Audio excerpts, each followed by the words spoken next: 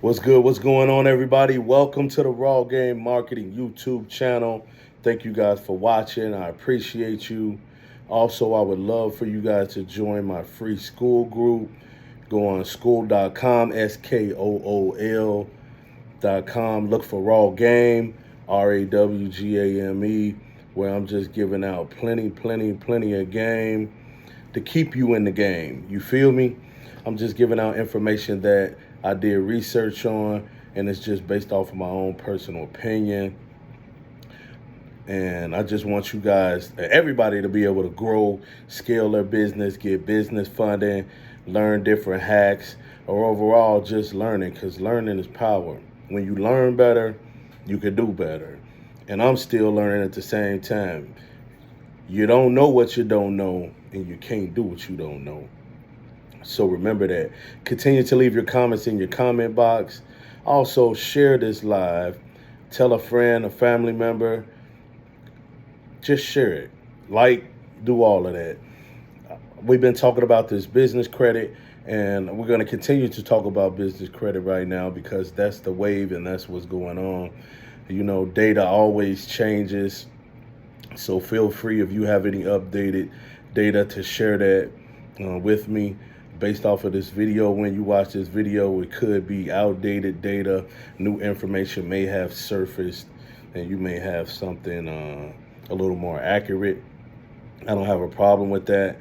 I don't know everything, so it's a help to me, but I'm going to talk about a little bit about business and how you keep your FICO score high. Because I always say your personal credit has to be great first and foremost before you even attack the business. I'm going to talk to you about their statement date, your reporting date, and your payment date. Those are three different things. Now, you really need to know these. As some of you may already know, a little bit more seasoned people, but for the ones that don't know, you're about to know now. And then I also want to say, keep in mind, don't commingle your personal funds with your business funds. That's a no-no. You guys should be paying yourself a hefty amount from your business if you have your own business and you're trying to scale your business. This is a good way it'll report and build your business profile. So you should be paying yourself a salary from your business. Now, you can set up payroll. You could set up a payroll to pay yourself from ADP. And ADP, what it is they're the largest payroll company in the country. And if you ever worked or had a job, I know almost every job that I worked used ADP. They're a payroll processing company. But another thing that ADP do, though, they can help you with income verification. They do health insurance. They also do a retirement plan, workman's comp, and they also file your payroll taxes on an annual basis or an annual basis. An annual basis every year for you. So they'll do that for you. And they also report their payments to the FBFE, which helps build your business credit. So that's like you're getting multiple assistance from one company. So that's definitely something that you want to do if you don't have a payroll company of your own. Now, I'm going to tell you about these banks. The banks are made up. The banks made that 30% rule. As we all know, your credit, there's a pie, and certain credit things make up your utilizations. Now, 30% of your utilization, 30% is made up from your utilization. So you got to keep in mind, the banks made that 30% to keep your FICO score low and to keep you paying interest. So the statement date, now what that is, that's the end of your billing cycle. And that's typically in 30 days. If you look on, you've got a credit card report, or if you owe any money, sometimes even on loans, you'll see the statement date reporting date and the payment date. So that statement date is usually 30 days from your billing cycle. So any purchases you made within that 30 days is going to show up on that current statement. Now, we usually have no, we also got your reporting date. Now they usually give you 3 weeks to pay off your statement balance before they charge you interest. So it's going to show you, and if you already had a previous amount or a previous statement, you can show the interest that you were being paid. So keep in mind, that's why we want to go after these cards, and we want to be strategic when we choose cards. We could get that 0% interest from 12 to 15 months.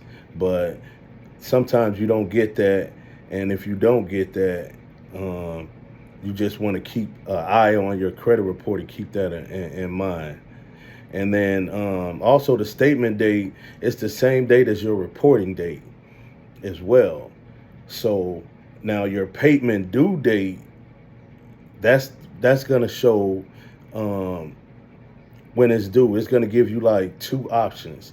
Either you can pay in full or you can pay the minimum amount. And based off of what you owe, if you pay the minimum amount, if you keep paying the minimum amount, it's going to take you forever to pay down the loan. And you're going to be charged a whole lot of interest. So it's important not to get yourself into debt and you're paying for something 2 or 3 times.